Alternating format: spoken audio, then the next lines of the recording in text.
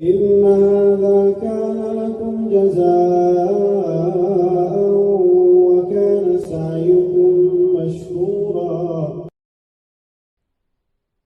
وقال النبي صلى الله عليه وسلم احفظ الله يحفظك او كما قال عليه الصلاة والسلام. معزز سامعین اور ناظرین، ویسے تو ہم اگر اللہ تعالیٰ کی نعمتوں کو دیکھنا چاہیں، ان کو شمار کرنا چاہیں، ان کا احاطہ کرنا چاہیں، تو وہ بے پناہ نعمتیں ہیں اللہ تعالیٰ کی ہمارے اوپر، ان کو ہم شمار ہی نہیں کر سکتے. لیکن اللہ تعالیٰ نے ہمارے لیے ایک بڑی نعمت رکھی والدین کی شکل میں،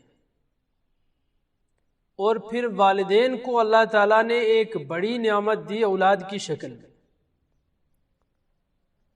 جہاں ہم سارے یہ بات اچھی طرح سمجھتے اور جانتے ہیں کہ اولاد کا بنیادی حق ہے کہ وہ والدین کا احترام کریں، ان کی عزت کریں، جو مقام اللہ نے ان کو دے دیا ہے وہ مقام ہم برقرار رکھیں. وہاں والدین کی بھی اہم ترین ذمہ داری ہے کہ اللہ تعالیٰ نے جس نعمت سے آپ کو نوازا ہے آپ اس نعمت کی قدر کریں. اگر ہم تھوڑا سا غور کریں اس بات میں تو بات بالکل سمجھ آ جاتی ہے کہ وہ لوگ جن کو اللہ تعالیٰ نے نعمتیں دے رکھی ہیں وہ نعمتوں کی قدر کم کرتے ہیں، اور جن لوگوں کو اللہ تعالیٰ نے نعمت یہ دی نہیں ہے وہ تڑپ رہے ہیں نعمت کے لیے، ترس رہے ہیں نعمت کے لیے. تو اگر نعمت اللہ تعالیٰ نے اولاد کی شکل میں والدین کو دے دی ہے، والدین کا سب سے پہلا بنیادی فریضہ یہ ہے کہ اپنی اولاد کی بہتر انداز میں تربیت کرے. اور تربیت بھی کس انداز میں ہو، سب سے بنیادی نکتہ یہ ہے کہ والدین اپنی اولاد کی تربیت دینی اعتبار سے کریں. اور اس میں بنیادی نکتہ اگر ہم دیکھیں، اللہ تعالیٰ نے قرآن کریم میں فرمایا وَإِلَٰهُكُمْ إِلَٰهٌ وَاحِدٌ لَا إِلَٰهَ إِلَّا هُوَ الرَّحْمَٰنُ الرَّحِيمُ. میں اگر دنیاوی اعتبار سے اس کی آپ کو مثالیں دینا چاہوں تو مثلا ایک چھوٹے بچے کی مثال دیتا ہوں. چھوٹا بچہ چوں ہی چلنا شروع کرتا ہے یا اپنی زبان سے کچھ الفاظ نکالنا شروع کرتا ہے، کچھ بھی بولنا چاہتا ہے، تو ہم اپنے اعتبار سے اس کی تربیت اس انداز میں کرتے ہیں کہ ہمارا بچہ اچھے انداز میں بات کرے. کس طرح بات کرے؟ ہم اپنے سماج کے اعتبار سے یہ سوچتے ہیں کہ کان کو کان نہ کہے، انگلش میں ایئر کہے. ہم اپنے سماج کے اعتبار سے اپنے بچے کی تربیت اس طرح کرتے ہیں کہ یہ ہاتھ کو ہاتھ نہ کہے بلکہ ہینڈ کہے. ہر اعتبار سے چاہتے ہیں کہ اپنے بچے کی بہتر انداز میں تربیت کی جائے. یہ سارا کچھ تربیت ہی کی خاطر ہوتا ہے اصل. جہاں ہم یہ چاہتے ہیں کہ بچے کی تربیت اس انداز میں ہو کہ وہ جو ہی بولنا شروع کرے انگلش کے بہت سارے الفاظ اس کی زبان سے نکلتے آئیں، وہاں باحیثیت مسلمان سب سے بنیادی فریضہ اللہ تعالیٰ نے تربیت اولاد کے لیے کیا بتایا؟ وَإِلَٰهُكُمْ إِلَٰهٌ وَاحِدٌ لَا إِلَٰهَ إِلَّا هُوَ الرَّحْمَٰنُ الرَّحِيمُ. اپنی اولاد کی تربیت اس انداز میں کرو کہ بچہ جو ہی پلنا بڑھنا شروع ہو جائے اس کی تربیت اس انداز میں کرو کہ اس کو یہ سکھاؤ کہ میرا اور تمہارا معبود ایک ہی ہے، ایک ہی اللہ ہے. اور پھر بچوں کی تربیت مزید کس انداز میں کی جائے؟ جب بھی وہ بولے نا اس سے بسم اللہ پڑھنا سکھاؤ، اس سے اللہ کا نام لینا سکھاؤ. بہت ساری بنیادی چیزیں جس سے ہم بہت دور ہیں اور وہ ہم کر نہیں رہے. دراصل اللہ تعالیٰ نے قرآن کریم کے اندر فرمایا یا ایھا الذین آمنوا قوا انفسکم واہلیکم نارا، اے ایمان والو اپنے آپ کو اور اپنے اہل و عیال کو جہنم کی آگ سے بچاؤ. ہم اپنے آپ کو اور اپنی اولاد کو جہنم کی آگ سے کس طرح بچا سکتے ہیں؟ بڑا بنیادی سا سوال ہے. اللہ تعالیٰ اگر ہمیں اولاد سے نواز رہا ہے اور والدین یہ سوچ رہے ہیں کہ لاڈ کے چکر میں، پیار کے چکر میں جو میرا بچہ کر رہا ہے اس کو کرنے دو، جو کچھ جس سماج میں رہ کر وہ کرنا چاہ رہا ہے اس کو کرنے دو، یہ والدین کا پیار ہوتا ہے، ان کی محبت ہوتی ہے. اور وہ محبت جو ہے نا بچے کو اس طرح لے ڈوبتی ہے کہ زندگی ختم ہو جاتی ہے، برباد ہو جاتی ہے. اللہ تعالیٰ یہاں والدین کو جھنجھوڑ رہا ہے کہ اے ایمان والو اپنی بھی فکر کرو اور اپنے بچوں کی بھی فکر کرو، اور جہنم کی آگ سے اپنے آپ کو بھی بچاؤ اور اپنی اولاد کو بھی بچاؤ. اور اللہ کے نبی صلی اللہ علیہ وسلم فرماتے ہیں کلکم راع وکلکم مسئول عن رعیتہ، تم میں سے ہر شخص ذمہ دار ہے اور اس شخص کو اس کی ذمہ داری کا سوال کیا جائے گا. اگر گھر کا کوئی بڑا ہے، گھر کا باپ ہو، ماں ہو، بھائی ہو، سماج کا بڑا ہے، محلے کا بڑا ہے، کسی ادارے کا بڑا ہے، کسی اسکول کا بڑا ہے، وہ اس سے سوال کرے گا اللہ تعالیٰ کہ میں نے تجھے ذمہ داری دی تھی، میں نے تجھے بڑا بنایا تھا، ایک بڑی ذمہ داری دے دی تھی، تیری نظر میں اس گھر کے 5 بچے تھے، ان کی تربیت کرنی تھی. اور اگر ماں اور باپ تربیت سے بھاگتے رہے، وہ یہ چاہتے رہے کہ تنگ نہ کریں، پریشان نہ کریں، بچے روئیں نہ، چلائے نہ، تو جو مرضی کرتے رہیں تنگ نہ کریں. دراصل والدین بھاگتے بھی اسی وجہ سے ہیں، بچوں کی تربیت سے تنگ آ کر کے چھوڑ دو ان کو. اللہ کے نبی صلی اللہ علیہ وسلم فرماتے ہیں ما من عبد یسترعیہ اللہ رعیۃ یموت یوم یموت وہو غاش لرعیتہ الا حرم اللہ علیہ الجنہ. وہ شخص جس کو اللہ تعالیٰ نے ذمہ دار بنایا ہو، یعنی اولاد کی نعمت سے نوازا ہو، اور اس کے سامنے ایک بڑی نعمت ہو، اور اس کی موت اس حالت میں ہو جاتی ہے کہ وہ اپنی اولاد کو دھوکہ دیتے ہوئے مرتا ہے. دھوکے کا مطلب یہ ہوا کہ جو تربیت کرنی چاہیے تھی وہ تربیت کی نہیں، اسی حالت میں مر گیا. اب بچے کیا کر رہے ہیں زندگی میں اس کو کوئی ہوش نہیں ہے، اس کو کوئی فکر نہیں ہے، جو مرضی کرتے رہے الا حرم اللہ علیہ الجنہ. اللہ کے نبی صلی اللہ علیہ وسلم نے فرمایا اللہ تعالیٰ نے ایسے والدین کے لیے، ایسے ذمہ داران کے لیے جنت حرام کر دی. اور دوسری روایت کے الفاظ یہ ہیں کہ ایسے لوگ جنت تو پانا دور کی بات ہے، جنت کی بو بھی محسوس نہیں کر سکتے، جو اپنے بچوں کی تربیت سے بھاگتے رہتے، جو نظر انداز کرتے رہتے ہیں اس چیز کو. جہاں اللہ تعالیٰ نے قرآن کریم میں ہمیں ایک بڑی قیمتی چیز کی طرف ہماری رہنمائی کی، المال والبنون زینت الحیات الدنیا، مال اور اولاد یہ دنیاوی زندگی کی زینت ہے، دنیاوی زندگی کی زینت ہے یہ اولاد. گویا جس کو اللہ تعالیٰ نے اولاد سے نواز دیا، دنیا کی بڑی زیب و زینت سے اللہ تعالیٰ نے نواز دیا، بڑی خوشیوں سے اللہ تعالیٰ نے نواز دیا. اور وہ اولاد جو اچھی ہو، جو اچھے راستے پر چلنے والی ہو، جس اولاد کی وجہ سے بہت سارے لوگ اچھے راستے پر چلنا شروع کر دیں، جس اولاد کی وجہ سے پورا سماج بہتر راستے پر آ جائے، وہ تو کتنی بڑی زینت ہو سکتی ہے ہمارے لیے بھی اور پورے سماج کے لیے۔ اور دوسری جگہ اللہ تعالیٰ نے فرمایا انما اموالکم واولادکم فتنہ، تمہارے لیے تمہارے مال اور تمہاری اولاد آزمائش ہے، فتنہ ہے۔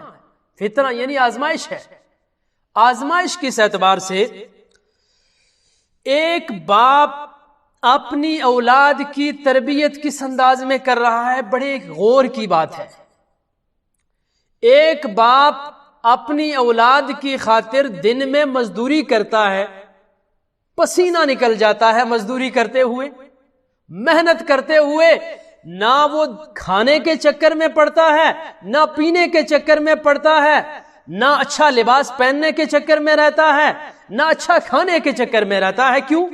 اولاد کے لیے مزدوری کر رہا ہے، محنت کر رہا ہے، اور اولاد کی محبت میں وہ باپ اتنا غرق ہو جاتا ہے نا، اتنا غرق ہو جاتا ہے، اللہ کو بھی بھول جاتا ہے۔ اللہ کو کس طرح بھولتا ہے؟ مثلا دن میں صبح مزدوری کرنے گیا، ظہر کی اذان ہو گئی، اللہ کا منادی بلاتا رہا لیکن گیا ہی نہیں، اذان ہو گئی نماز پڑھنے نہیں گیا۔ کیوں؟ اگر نماز پڑھنے چلا جاؤں گا پتہ نہیں یہ جس کے آگے کام کرنے والا ہوں یہ میری مزدوری بھی دے گا یا نہیں دے گا، کہیں یہ میری مزدوری نہ کاٹ لے۔ اولاد کے لیے ماں باپ یعنی اتنا کچھ کر رہے ہیں کہ اللہ کے بھی نافرمان بنے بیٹھے، اللہ کے آگے بھی جھکنے کو تیار نہیں،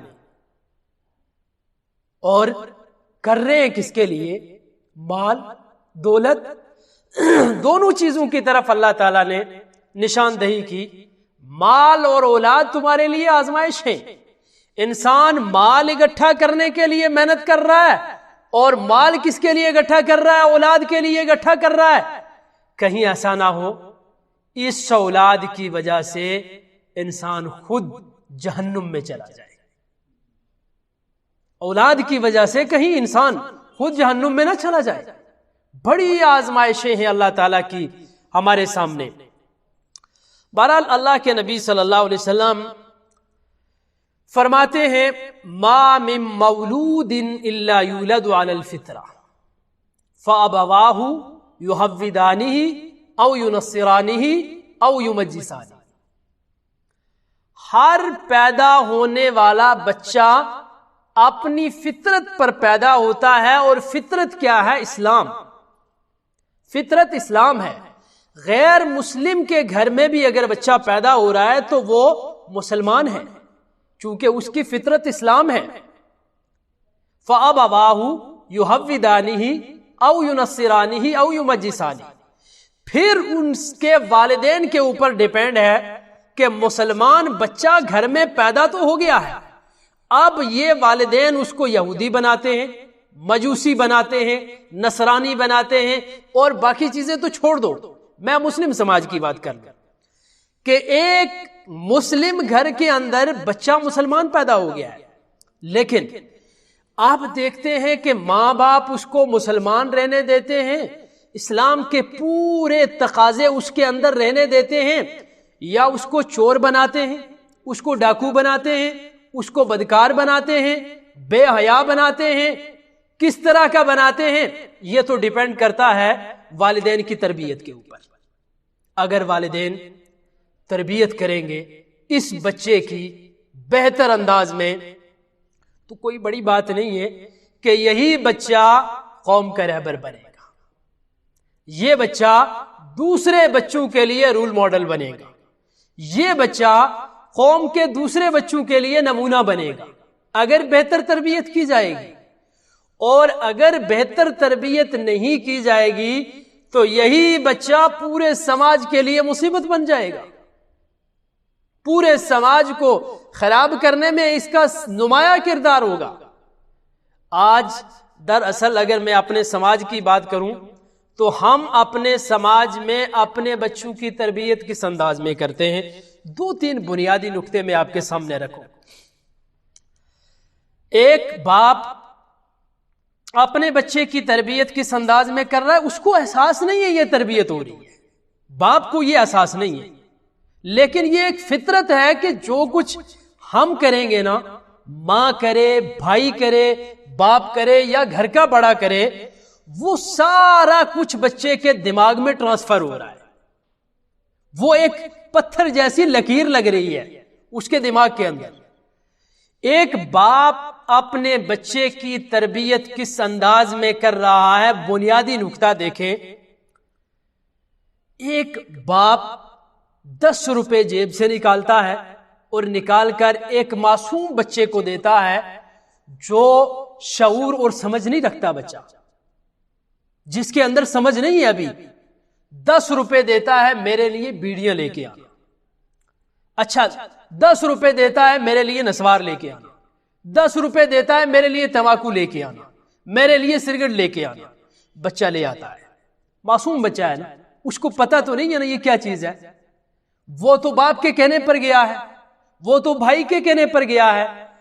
گویا بچے کی تربیت کا سب سے پہلا مرحلہ آپ دیکھیں کہ باپ اپنے بچے کو کس طرح سکھا رہا ہے کہ یہ چیزیں جو میں تجھ سے کروا رہا ہوں یہ آنے والے وقت میں تجھے بھی کرنی۔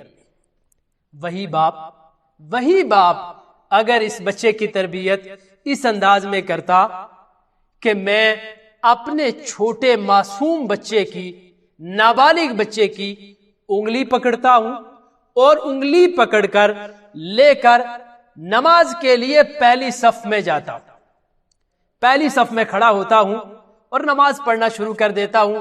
بچہ نماز پڑھنا نہیں جانتا، اس کو کچھ نہیں آتا، اس کو سجدہ کرنا نہیں آتا، اس کو رکوع کرنا نہیں آتا، نماز میں کیا پڑھا جاتا ہے اس کو کوئی پتا نہیں ہے، لیکن ایک تربیت ہو رہی ہے۔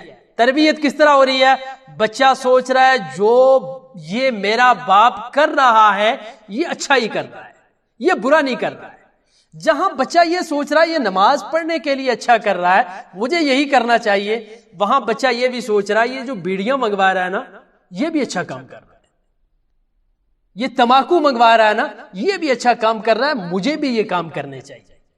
اور آگے چل کر وہ بچہ جس کو قوم کا رہبر ہونا چاہیے تھا، جس کو قوم کا لیڈر ہونا چاہیے تھا، وہ بچہ پھر یہ نشے نہیں کرتا جو باپ کرتا تھا، وہ اس سے 2 قدم آگے جاتا ہے، چونکہ وہ تو یہ سوچ لیتا ہے یہ کام اچھا ہے جو باپ نے کیا ہے، اب میں تھوڑا سا ڈرگز میں انوالو ہوتا ہوں، میں ایسے کام کرتا ہوں کہ جو میرے باپ نے نہ کی، راستہ تو باپ نے دکھایا تھا۔ اب باپ بیچارہ روتا ہے، ماں روتی ہے، بھائی روتے ہیں، پریشان ہیں۔ اگر ہمارے سماج کا کوئی سنجیدہ آدمی اس کو کہے کہ تمہارا بیٹا خراب ہو گیا ہے، ختم ہو گیا ہے، برباد ہو گیا ہے، تو جواب کیا ملتا ہے باپ کا؟ میری مانتا ہی نہیں ہے، میری مانتا ہی نہیں ہے۔ اللہ کے بندو، منوانے کا جو وقت تھا اس میں تم نے بیڑیاں منگوائی، اس میں تم نے تربیت تمباکو کے ذریعے کی، تو آج بچہ تمہاری کیسے مان لے گا؟ جو وقت ماننے کا تھا اس میں تم نے منوایا نا، آج تو یہ ہاتھ سے نکل چکا ہے، آج تو یہ اس انداز میں بات کرتا ہے گویا یہ ہمارا باپ لگتا ہے، تو کہاں سے ہم اس سٹیج پہ تربیت کر لیں گے؟ تربیت کا ایک وقت ہے اور وہ وقت ہے غیر شعوری، جس وقت بچے کو سمجھ نہیں ہوتی، اس وقت اس کو ایک رخ دینے کی کوشش کریں، ایک راستہ دکھانے کی کوشش کریں، ایک پلیٹ فارم دینے کی کوشش کریں، اور وہ بچہ اچھے انداز میں چلنا شروع کر لے گا۔ اگر عمر بڑی ہو جانے کے بعد تربیت کا سوچیں گے تو پھر ہرگز تربیت نہیں ہو پائے گی۔ اور آج کا تو ایک اصول کیا بن چکا ہے، بچہ بیچارہ گھر کے اندر اگر روتا ہے نا، چھوٹا بچہ کوئی چیز مانگتا ہے ماں سے، باپ سے، اور وہ فطرت ہے مانگتا ہے تو وہ مانگنی بھی چاہیے، تو آج کل ہمارے سماج میں ایک سب سے بڑی بیماری یہ آ گئی ہے کہ ماں بچے کو خاموش کروانے کے لیے کیا کرتی ہے، لے یہ فون اٹھا کے لے جا اور دیکھنا شروع کر لے، یہ ریموٹ اٹھا اور ٹی وی آن کر اور دیکھنا شروع کر لے. اللہ اکبر. ماں کو کوئی احساس نہیں ہے کہ یہ کیا دیکھ رہا ہے. اور آج سچ بات تو یہ ہے نا کہ موبائل فون میں چھوٹے چھوٹے بچے وہ چیزیں دیکھتے ہیں, وہ گیمز کھیلتے ہیں جو ہمیں بھی کھیلنا نہیں آتی ماں باپ کو, جو ہمیں بھی نہیں پتا وہ کیا دیکھ رہے ہیں. اور موبائل کے بارے میں ہمارے بچے وہ کچھ جانتے ہیں جو ہمیں بھی نہیں پتا. سب سے بڑی بیماری گویا ماں, ایک ماں جس کو بہتر انداز میں, باپ سے بھی زیادہ اچھے انداز میں اپنی اولاد کی تربیت کرنی چاہیے تھی, آج کے اس دور میں ہمارے سماج سے ماں بھاگ رہی ہے اپنے بچے کی تربیت کرنے سے.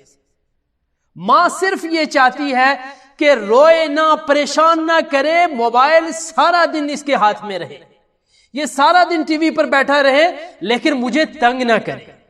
ماں اپنی تنگی کی خاطر, اس کے رونے کی خاطر, اس کو چپ کروانے کی خاطر دنیا کی ساری برائیوں میں اس کو ملوث کر دیتی ہے, لیکن یہ نہیں سوچتی کہ اس کے مستقبل کا کیا ہوگا, آنے والے وقت کیا ہوگا. یہ تربیت ہو رہی ہے والدین. اللہ کے بندو, اللہ کے نبی صلی اللہ علیہ وسلم, اللہ تعالیٰ نے ان کو اسوہ حسنہ بنا کر بھیجا. تمام معلموں کے معلم, تمام اساتذہ کے استاذ اور بہترین قائد اللہ تعالیٰ نے بنا کر بھیجے. دراصل تربیت ہم اگر سیکھنا چاہتے ہیں تو رسول پاک صلی اللہ علیہ وسلم کی زندگی سے سیکھیں کہ وہ بچوں کی تربیت کس انداز میں کیا کرتے تھے. اللہ کے نبی صلی اللہ علیہ وسلم ایک مرتبہ سواری کے اوپر بیٹھے ہوئے ہیں.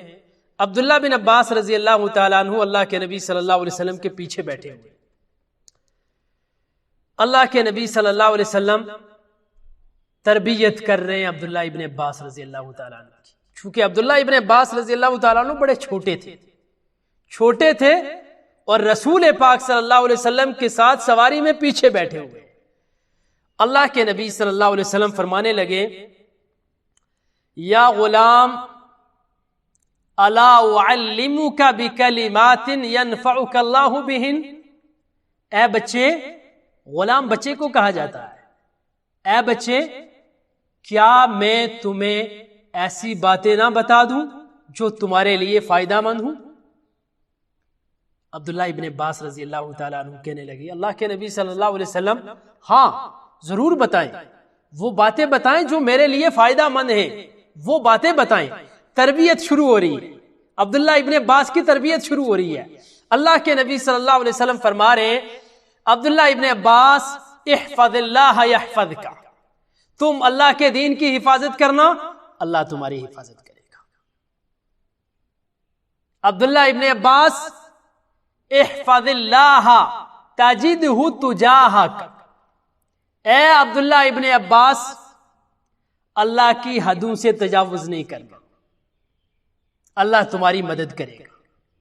اے عبداللہ ابن عباس اذا سألت فاسأل اللہ واذا استعنت فاستعن باللہ, جب بھی سوال کرنا تو اللہ ہی سے سوال کرنا, جب بھی مدد مانگنا تو اللہ ہی سے مدد مانگنا.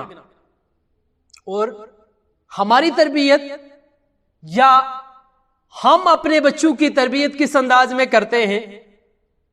ہم خود یا غوث یا علی کے نعرے لگاتے ہیں, یا علی مدد, یا غوث مدد, یا فلاں مدد, اور بچہ بیچارہ سنتا رہتا ہے تو وہ بڑا ہو کے یہی نعرے لگاتا ہے. اللہ کے نبی صلی اللہ علیہ وسلم تربیت کر رہے عبداللہ ابن عباس رضی اللہ تعالیٰ عنہ کی. اے عبداللہ ابن عباس ان مع العسر یسرا, ہر پریشانی کے بعد آسانی ہے. ہم اپنے بچوں کی تربیت اسی انداز میں کریں کہ مشکل وقت جب بھی ہمارے اوپر آئے نا, ہم خود صابر بنیں, ہم خود صبر کرنا سیکھیں. جب بھی اللہ کی طرف سے آزمائش آئے نا تو ہم صبر کریں گے نا, ہمارے بچے سیکھنے کی کوشش کریں گے ہم سے. جب بھی کوئی ایسا معاملہ آئے نا, مجبوری, مصیبت اور پریشانی آ گئی ہے ہمارے راستے میں, تو ہم اللہ ہی سے دعا مانگے. جب ہم اللہ سے دعا مانگیں گے ہمارے زبان سے نکلنے والے جو الفاظ ہیں نا وہ ہمارے بچے کے ذہن کے اوپر عکس کر رہے ہوں گے, وہ ہمارے بچے کے ذہن کے اوپر بیٹھے ہوئے ہوں گے کہ میرا باپ مشکل وقت میں اللہ سے مانگ رہا ہے, مجھے بھی اللہ ہی سے مانگنا چاہیے. میرے باپ نے مشکل وقت میں صبر کرنا سیکھا نا, مجھے بھی صبر سے کام لینا چاہیے. جب ہم اس طرح کی تربیت اپنی اولاد کی کریں گے تو انشاءاللہ کوئی ضروری نہیں ہے کہ یہ ہمارے بچے بہت دور جائیں گے, لیکن ہم تربیت کس انداز میں کرتے ہیں اس کی زندہ مثال میں آپ کو دوں. مثلا میں نے کسی سے 5,000 روپے ادھار لے لیے اور جس سے لیے وہ بار بار میرے گھر میں چکر لگاتا ہے کہ اللہ کے بندے وہ پیسے واپس کر دے میرے جو تو نے لیے تھے. اور میں زندہ مثال دوں آپ کو, آپ سمجھیں گے اس کو, کہ ایک بندہ میرے دروازے پر آتا ہے مجھ سے پیسے طلب کرنے کے لیے جو میں نے اس سے لیے ہوئے تھے. میں اندر اپنے کمرے میں ہوتا ہوں اور میں اپنے بیٹے کو بھیجتا ہوں کہ جاؤ دروازے پر جا کر کہو کہ ابا جان گھر پر نہیں ہے, ابا جان گھر پر نہیں ہے. بیٹا جاتا ہے اور جا کر دروازے سے کہتا ہے کہ انکل ابا گھر پر نہیں ہے, بعد میں آنا. تربیت کس چیز پر ہو رہی ہے؟ بیٹے کی جھوٹ کے اوپر. اور جھوٹ بولنا کون سکھا رہا ہے؟ باپ سکھا رہا ہے. آپ اس بات پر تو یقین کریں کہ گھر کے اندر جھگڑے ہوتے ہیں نا میاں اور بیوی کے, شوہر اور بیوی آپس میں بول چال ہوتی ہے, آپس میں چھوٹی چھوٹی باتوں پر بول چال ہو جاتی ہے, اور جو کچھ الفاظ ماں کی زبان سے نکلتے ہیں اور باپ کی زبان سے نکلتے ہیں برے الفاظ گالیوں کی شکل میں, وہ سارے کا سارا اثر, پورے کا پورا اثر وہ بچے کے دماغ پر جا رہا ہے. وہ بچہ سیکھ رہا ہے ان ساری چیزوں سے. یہ سماج کی بیماریاں ہیں, بیماریاں ہیں سماج کی. ماں باپ جھگڑا کرتے ہوئے یا اس طرح کے حالات میں ایک مرتبہ بھی یہ نہیں سوچتے کہ یہ بچہ کیا سوچ رہا ہوگا, معصوم بچہ, کہ ان کی زبان سے کس طرح کے الفاظ نکل رہے ہیں, کتنے برے الفاظ استعمال کر رہے ہیں.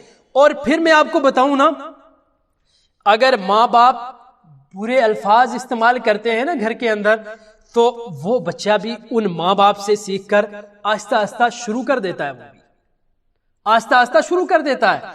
اور پھر ہمارا سماج اتنا گندا ہے نا, اتنا گندا, اگر ہمارے سماج میں ایک بچہ گالی دیتا ہے نا تو ہم کیا کرتے ہیں, ہم کہتے ہیں یہ بڑا چالاک بچہ ہے, بڑا ہوشیار بچہ ہے, بڑا گپی بچہ ہے. ہم کبھی بھی ایک مرتبہ یہ ماننے کو تیار نہیں ہے کہ یہ ہمارا بچہ راستے سے ہٹ گیا ہے, بگڑ گیا ہے, خراب ہو گیا ہے.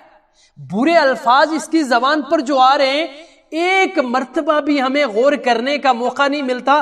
آخر یہ کہاں سے الفاظ آئے ہیں, یہ کہاں سے اس کو بولنے کا موقع ملا ہے, آخر کہیں اس کی تربیت غلط تو نہیں ہو رہی ہے, کہیں یہ غلط راستے پر تو نہیں جا رہا ہے. ایک مرتبہ بھی ہمیں یہ سوچنے کا موقع نہیں ملتا. یہ ہمارے سماج کی برائیوں میں سے ایک بڑی برائی ہے. کبھی اگر ہم غور کریں ایک بات پر, اللہ کے نبی صلی اللہ علیہ وسلم فرماتے ہیں آیت المنافق ثلاث اذا حدث کذب واذا اؤتمن خان واذا وعد اخلف. منافق کی 3 نشانیاں جو اللہ کے نبی صلی اللہ علیہ وسلم نے بتائی, ان میں سے ایک نشانی یہ بھی بتائی اذا حدث کذب, جب بات کرتا ہے منافق تو جھوٹ بولتا ہے. ایک مرتبہ بھی ماں باپ نے یہ نہ سوچا کہ میں اپنی اولاد کی تربیت نفاق کے اوپر کر رہا ہوں, میں اپنے بچے کو منافق بنا رہا ہوں. ہماری سب سے بڑی پریشانی یہ ہے کہ جو بندہ سب سے زیادہ جھوٹ اور فراڈ کرنا جانتا ہے نا, ہم اس کو چالاک ہونے کے الفاظ اس کے لیے استعمال کرتے ہیں. ہوشیار ہے، چالاک ہے، بڑا سنجیدہ ہے جی، یہ ہر جگہ بات چیت کر لیتا ہے. ایک مرتبہ بھی نہیں سوچتے کہ ہم تربیت جن بچوں کی جھوٹ کے اوپر کر رہے ہیں کہیں وہ منافق تو نہیں بن رہے. ایک مرتبہ بھی سوچنے کا موقع نہ ملا. اللہ کے نبی صلی اللہ علیہ وسلم کے صحابی عبداللہ بن عامر رضی اللہ تعالیٰ عنہ فرماتے ہیں اللہ کے نبی صلی اللہ علیہ وسلم ہمارے گھر میں تشریف لائے اور میری ماں نے مجھے بلایا، کہا عبداللہ بن عامر میرے پاس آؤ، تمہیں کچھ دینا چاہتی ہوں. عبداللہ بن عامر چونکہ بچے تھے، چھوٹے تھے، تو عبداللہ بن عامر چلے گئے کہ ماں کچھ دینا چاہتی ہے.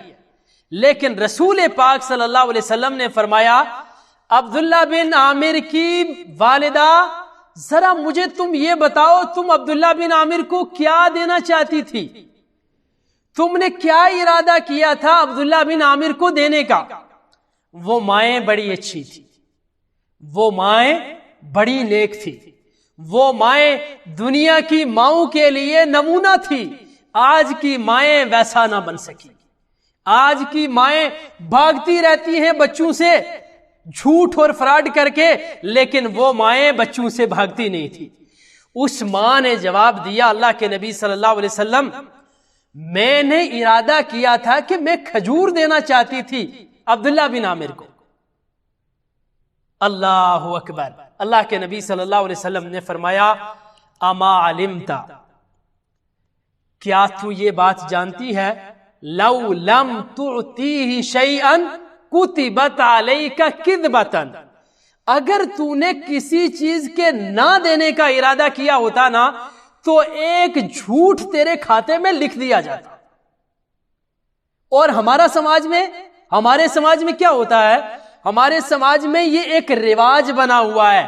آپ غور کریں نا، مائیں بلا لیتی ہیں بچوں کو کہ تنگ نہیں کرنا، مہمان آیا گھر میں، تنگ نہیں کرنا، پریشان نہیں کرنا، اور جب چلا جائے گا نا تو پھر کچھ میں تمہیں دوں گی. اور وہ بچہ بیچارہ اسی لالچ میں بیٹھا رہتا ہے کہ میں پریشان نہیں کروں گا، میں بات نہیں کروں گا، میں زور سے بولوں گا نہیں، اور مجھے میری ماں کچھ دے گی. اور وہ ماں وہیں پر بیٹھی رہتی ہے، بچہ سوچتے رہتا ہے، لیکن ماں کو بھی احساس نہیں ہوتا، بچے کو بھی احساس نہیں ہوتا. اللہ کا فرشتہ ایک گناہ لکھ دیتا ہے ماں کے کھاتے میں کہ ایک جھوٹ بول دیا ہے. تربیت ہو رہی ہے بچوں کی جھوٹ کے اوپر. کبھی ایک مرتبہ بھی ہم نے ایسا نہ سوچا، ہم کھانا کھاتے ہیں نا، بھوک لگی ہوئی ہوتی ہے اور جلدی میں ایسا ہوتا ہے کہ بسم اللہ بھی ہمیں یاد نہیں رہتی، ہمیں کچھ پڑھنا بھی یاد نہیں رہتا.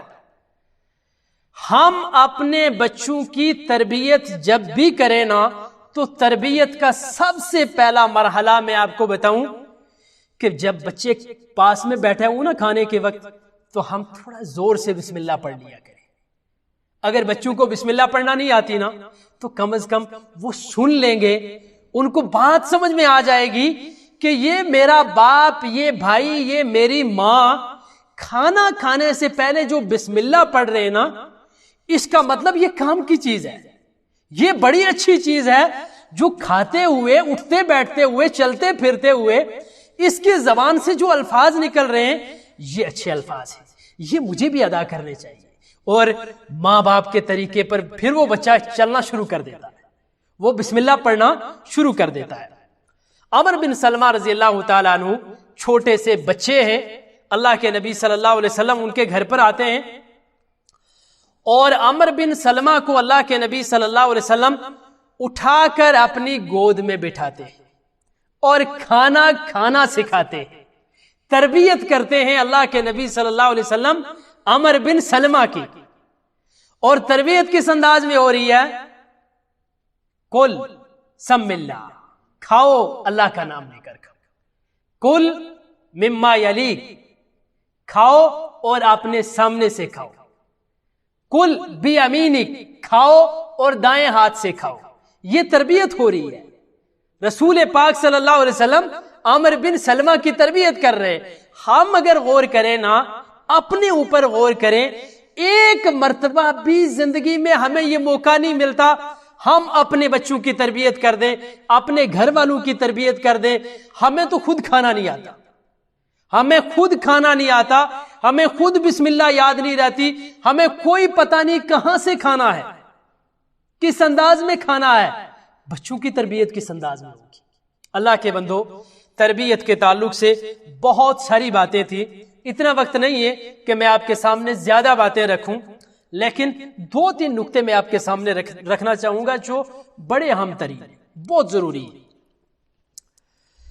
تربیت کے تعلق سے آج ہر انسان پریشان ہے، ہر انسان پریشان ہے، چونکہ بچے ہر ایک کی مانتے نہیں، بچے بات نہیں مانتے، باپ اپنی جگہ پریشان ہے، ماں اپنی جگہ پریشان ہے کہ اس بچے کو کس انداز میں بہتر راستے پر لایا جائے، اچھا راستہ دکھایا جائے، ہر ایک پریشان ہے۔ لیکن ایک مرتبہ بھی ماں باپ اپنے بچے کی ایکٹیویٹی پر نظر نہیں رکھتے۔ بچہ کرتا کیا ہے، کہاں جاتا ہے، کس کے ساتھ چلتا پھرتا ہے، رہنا سہنا کس کے ساتھ ہے، یہ گھر سے جب باہر نکلتا ہے تو کہاں چلا جاتا ہے، ایک مرتبہ بھی غور نہیں کرتے ماں باپ۔ اللہ کے نبی صلی اللہ علیہ وسلم فرماتے ہیں، مثل الجلیس الصالح والسوء کحامل المسک ونافخ الکیر۔ 2 آدمیوں کی مثالیں اللہ کے نبی صلی اللہ علیہ وسلم نے دی، ایک نیک کی مثال اور ایک برے کی مثال۔ مثل الجلیس الصالح والسوء کحامل المسک، ایک نیک ساتھی، ایک نیک مجلس کی مثال اس طرح ہے جس طرح ایک خوشبو بیچنے والا آپ کے پاس آ گیا ہے، اور خوشبو بیچنے والا آپ کے پاس آیا ہے، یا تو آپ نے اس سے خوشبو لینی ہے اور خوشبو لے کر آپ لگائیں گے تو آپ معطر رہیں گے، آپ سے خوشبو آتی رہے گی، خوشبو کا فائدہ دیکھیں، اور اگر نہ بھی لینا، خوشبو نہ بھی لینا، جب تک خوشبو والا آپ کے ساتھ کھڑا رہے گا نا، وہ خوشبو ضرور دیتا رہے گا، اس سے خوشبو ضرور آتے رہے گی۔ اور ایک ایسا انسان جو نافخ الکیر، بھٹی میں کام کرنے والا ہے، وہ آپ کے پاس آ جائے نا، آپ کے پاس کھڑا ہے، وہ آپ کو خوشبو نہیں دے سکتا، وہ جب تک آپ کے پاس کھڑا رہے گا اس سے اسمیل آتی رہے گی، اس سے بدبو آتی رہے گی، اچھی چیز اس سے نہیں مل سکتی۔ 2 مختلف چیزوں پر غور کریں، مختلف چیزوں پر۔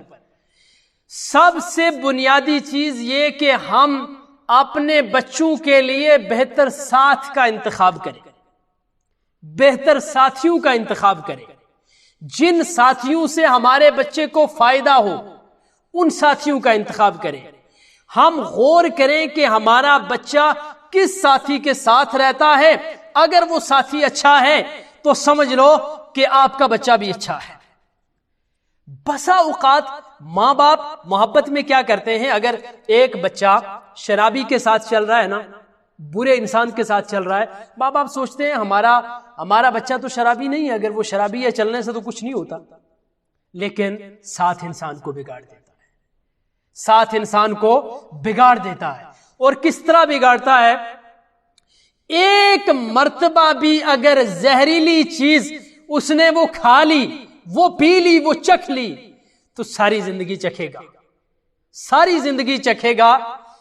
اور اگر برے ساتھی کے ساتھ چل رہا ہے تو پھر سمجھ لو کہ ماں باپ کو غور کرنے کی ضرورت ہے کہ اولاد ہمارے ہاتھ میں نہیں ہے، اولاد ہمارے ہاتھ میں نہیں ہے، ہم اس کو بہتر ساتھ دیں، بہتر ساتھی دیں، بہتر مجلس دیں، اور ان ساتھیوں سے دور کرنے کی کوشش کریں۔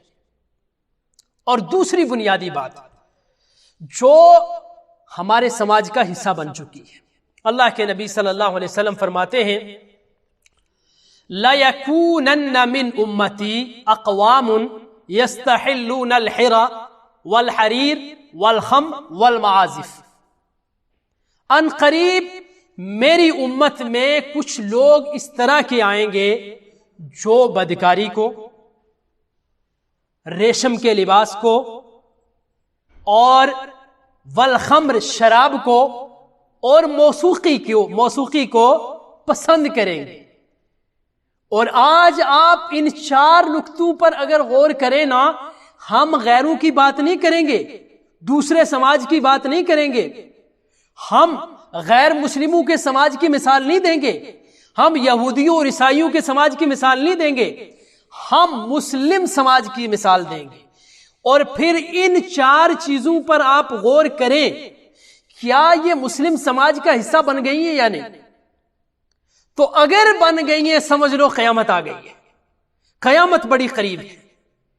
جن چیزوں سے رسول پاک صلی اللہ علیہ وسلم نے ہمیں روکا تھا، وہ چیزیں اگر ہمارے سماج کا حصہ بن گئی ہیں تو سمجھ لو کہ قیامت آ چکی ہے۔ اور دوسرا بنیادی نکتہ،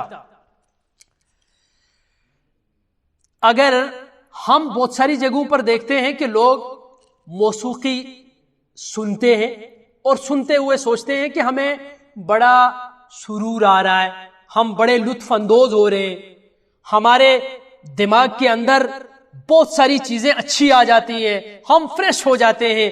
اللہ کے بندو، ایک چیز میں آپ کو بتاؤں، بے حیائی اور بے شرمی اور بے غیرتی کے الفاظ سننے سے انسان کے ایمان میں تازگی پیدا نہیں ہوتی، انسان کے ایمان میں کمزوری آتی ہے۔ اور اگر ایمان میں تازگی پیدا کرنا چاہتے ہو تو بالکل آخری نقطہ سن لو، ایمان میں اگر تازگی پیدا کرنے چاہتے ہو تو اللہ تعالیٰ نے ایک نقطہ بتایا ہے، الا بذکر اللہ تطمئن القلوب۔ اگر دلوں میں تازگی پیدا کرنا چاہتے ہو تو اللہ کو یاد کرو، اللہ کو یاد کرو، اللہ تمہارے دلوں کو بدل دے گا، اللہ دلوں میں تازگی پیدا کرے گا، اللہ ایمان میں تازگی پیدا کرے گا، اللہ بہتر راستے ہمارے لیے مہیا کر دے گا۔ تو یہ وہ نکات تھے جو میں نے آپ کے سامنے رکھے۔ آج وقت کی ضرورت ہے، وقت کی بڑی اہم ترین ضرورت ہے کہ ہم اپنی اولاد پر توجہ دیں، ہم اپنی اولاد کی ایکٹیویٹی کو دیکھیں۔ اللہ تعالیٰ سے دعا کروں گا کہ اللہ رب العالمین ہماری اولاد کے لیے بہتر راستے مہیا کرے، اور اللہ تعالیٰ ہمیں وہ صلاحیت دے، اپنے اندر وہ ہم صلاحیت پیدا کریں کہ ہم اپنی اولاد کو بہتر پلیٹ فارم پر لا سکیں، بہتر راستہ دکھا دے سکیں۔ اللہ رب العالمین سے دعا ہے کہ اللہ رب العالمین کہنے اور سننے سے زیادہ عمل کرنے کی توفیق عطا فرمائے۔ ربنا تقبل منا انك انت السميع العليم وتب علينا انك انت التواب الرحيم، وصلى الله على النبي الكريم وعلى اله وصحبه اجمعين، واخر دعوانا الحمد لله رب العالمين۔ السلام